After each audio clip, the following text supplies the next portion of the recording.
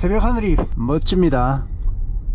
이제 새벽에 운동을 나가면요 공기가 굉장히 차갑습니다.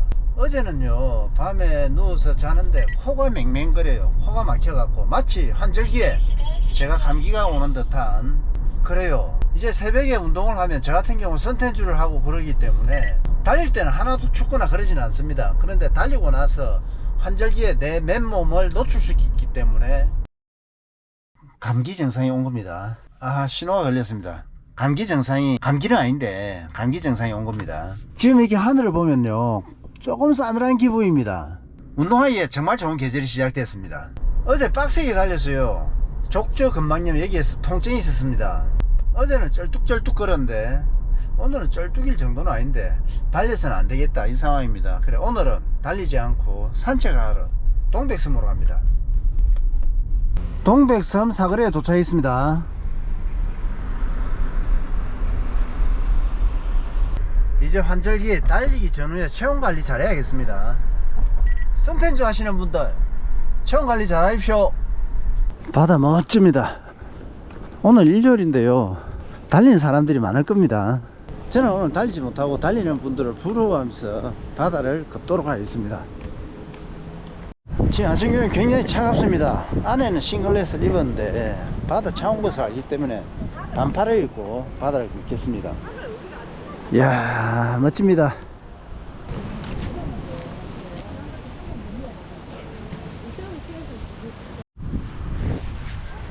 모래를 걸으니까 편합니다.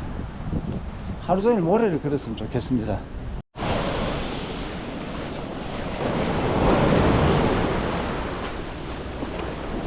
아 좋다. 오늘은 마라토너에게 족저근막염에 대해서 이야기를 해볼까요? 한창 달릴 때는 족저근막염이 왔다가도 금방 사라지고 그랬습니다. 그런데 60살이 되니까요 족저근막염이 왔는데 이거 관리 제대로 안 하니까 심해지고 오래갑니다. 여러분들이 만약에 뭐 30대 20대 40대 이렇다면 족저근막염이 왔더라도 금방 사라질 겁니다. 그런데 나이가 들면 들수록 몸이 허약한 사람들일수록 족저근막염이 은근히 오래가고요 몸의 데미지도 은근히 강합니다. 그전에는 왔다가도 금방 나았는데 이번에는 왜 이렇게 오래 가느냐, 왜 이렇게 통증이 심하냐, 제가 무리했던 것 같습니다. 만약에 내가 10km에서 그만 달려야 될 상황인데 평소의 몸이라 생각하고 10km에서 스톱을 하지 않고 12km 13km 더군다나 발이 좀 불편한데 그래도 조금 더 무리하게 달렸습니다.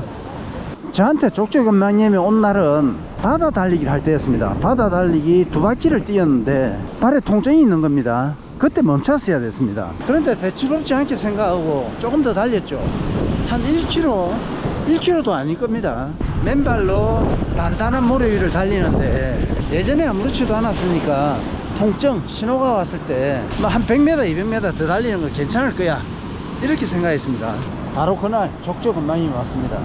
100m 더 달렸는데 평소라면 아무렇지도 않았는데, 그러니까 여러분들 발이 불편할 때 그때 멈춰야 됩니다. 족저근막염이 언제 오느냐, 달리는 중 발이 불편하다, 그걸 무시했을 때 족저근막염이 옵니다. 저 같은 경우는 이 단단한 모래 위를 달리다가 족저근막염이 왔습니다. 그러니까 발바닥에 충격을 주는 행위에 주의하셔야 된다는 겁니다. 달리는 것도 그렇고 걷는 것도 그렇고. 지금은 제가요 푹신푹신한 모래 위를 걷고 있습니다. 그런데 저쪽 끝에 가면 모래가 단단합니다. 단단한 모래를 맨발로 걷는다, 좋지 않아요. 발의 상황이, 발바닥의 상황이 단단하게 충격을 주는 부위를 걷거나 달리기보다는 신발을 쿠션이 있는 걸 신든지, 그럴 때의 지면 상태도 단단한 부위를 피하자. 족저근막염이 왔다가 나으신 분들도 많으신데 그분들의 경험도 있을 겁니다. 제 경험상 족저근막염이 왔을 때는 쿠션이 좋은 신발을 신는 게 좋습니다. 착지 시에 발이 안정적으로 될 수 있도록 슬리퍼, 샌들, 플랫슈즈 이런 것보다는 운동화끈을 바짝 묶고 걷거나 달리는 게 좋습니다. 어제는 제가요 23km로 달렸습니다. 한 18km 지점에서 발바닥에서 조금 불편한 신호를 보내더라고요. 그때 멈췄어야 됐습니다. 만약 그때 멈췄다면 오늘 달릴 수 있었을 겁니다. 어제 동반주하는 러너가 있어서 멈출 수가 없었습니다. 여러분도 그럴 겁니다. 동반주자가 있을 때 멈추지 않고 페이스를 더 올린다든지 훈련 거리를 좀 더 내릴 수가 있을 겁니다. 이거는 족저뿐만이 아니라 부상 지후가 있을 때는 동반주 이런 것보다는 혼자 달리는 게 좋습니다. 훈련거리를 느리지 않고 속도를 높이지 않고 발바닥에서 불편한 신호를 보내면 멈춰라. 지금도 이 바닥은 좀 단단한 편입니다. 발 뒤꿈치에서 불편해 합니다. 그러면 이렇게 모래 위에 조금 푹신푹신한 부위를 걸으면 통증은 또 괜찮아요. 통증이 느껴지지 않습니다. 통증이 있는 부위를 일상에서도 주물러 준다든지 마사지 괜찮아요. 하루 종일 주물러 준다든지 마사지 괜찮습니다. 제가 지금 족저를 관리하지 않고 계속 달린다든지 완전히 낮추지 않으면 풀코스는 달리지 못할 것 같아요. 어제 한 18km 정도에서 신호가 왔으니까 하프도 무릴 수가 있는데 그래도 하프는 달릴 수 있을 거라 생각합니다. 너무 빨리 달리지 않으면 되니까. 이제 대회들이 쭉 이어져 있습니다. 저는 이번 주부터 계속 매주 시합이 있는데 중요한 거는 풀코스는 달리기 힘들 것 같습니다. 춘천 마라톤 이런 데는 반환점이 없잖아요. 중간에 멈추기도 힘들고 앰뷸런스가 많이 있는 것도 아니고 대중교통이 다니는 것도 아닙니다. 그러면 신호가 왔어도 멈추기가 힘듭니다. 억지로 완주할 수가 있어요. 그런 경우 대회를 마치게 되면 데미지가 굉장히 심하게 됩니다. 대회 풀코스 참가는 무리다. 지금 이렇게 모래를 걸으면서요 푹신푹신한 데를 걸으면 지금은 또 통증이 느껴지지 않습니다. 거짓말 같아요. 그런데 내려와서 이 바닥을 걷잖아요. 통증이 느껴져요. 그러니까 될수록 통증이 느껴지지 않는 환경을 찾아야 됩니다.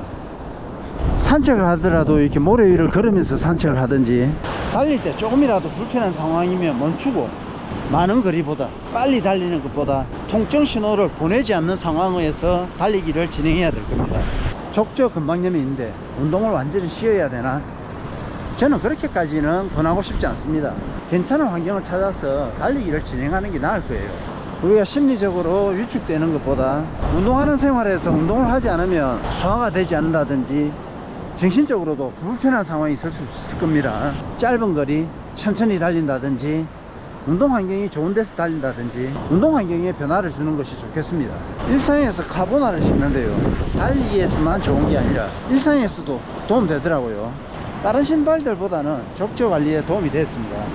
그리고 어제는 훈련을 끝나고 나서 걷는데 발바닥에 통증이 있었는데요, 아주 천천히 달리니까 발바닥에 통증이 느껴지지 않더라고요. 그러니까 걷는 것보다 천천히 달리는 것도 괜찮다는 거죠. 다시 한번 말하지만 족저가 왔다 가만히 있는다, 운동을 완전히 쉰다, 이것도 좋은 방법은 아닙니다. 아주 천천히 적당한 거리를 달리는 거, 그리고 이렇게 푹신한 모래 위를 걸으면서 발바닥에 자극을 주는 거, 이게 더 괜찮은 방법입니다. 벌써 해수욕장 끝까지 도착했습니다.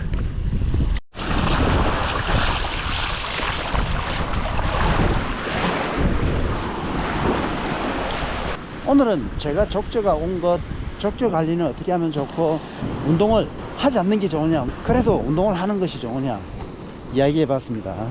지금 멀쩡하시더라도요, 평소에 훈련을 마치고 나서 일상에서 발바닥 스트레칭을 자주 하신다든지 훈련 환경, 우리 보도블록 울퉁불퉁한 곳 이런 데는 좋지 않거든요.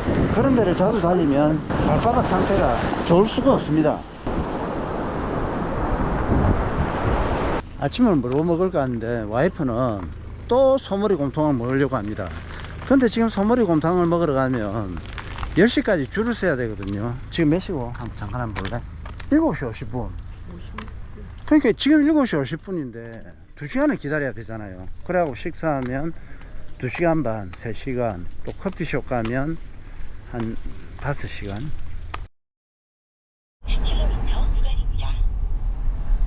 식사하러 갑니다. 오늘은 남포동으로 갑니다. 자가시장 쪽 서울 깍두기 문을 열었으면 식사를 하고요. 일단 서울 깍두기에 갑니다. 여기 지금 제가 달리는 코스죠. 여기 풍광이 멋집니다. 일불로 이쪽으로 왔습니다. 지금 더울 건데 달리기 합니다. 시간은 8시 40분입니다 조금 더 빨리 놓으지. 서울 깍두기 식사하러 왔습니다.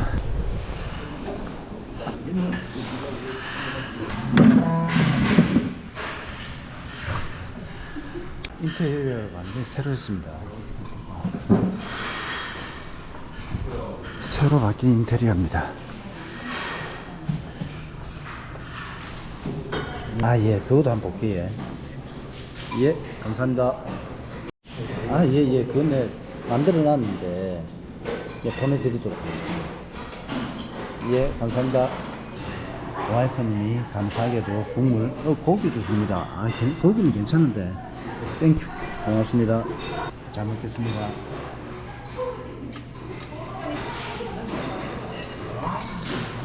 여기는 제가 김치하고 깍두기 먹으러 옵니다. 김치 깍두기가 굉장히 맛있습니다.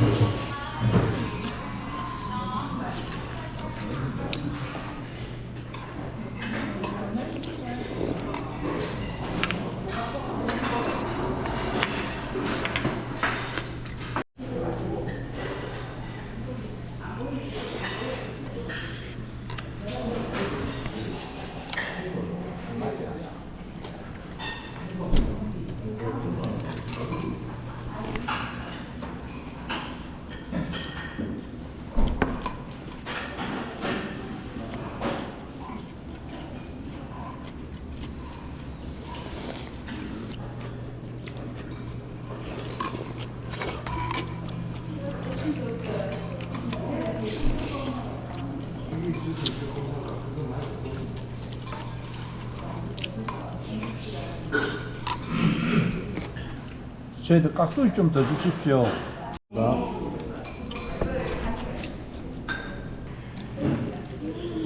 저는 깍두기를 먹으러 옵니다.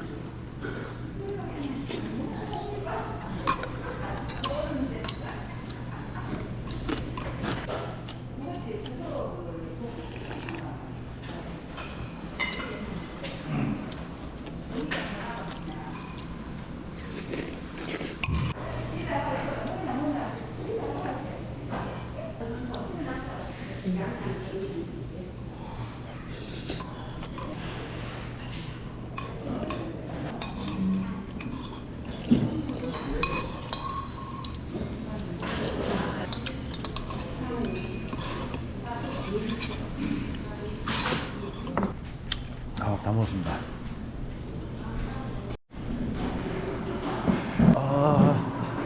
잘 먹었습니다. 잘 먹었습니다. 잘 먹었습니다.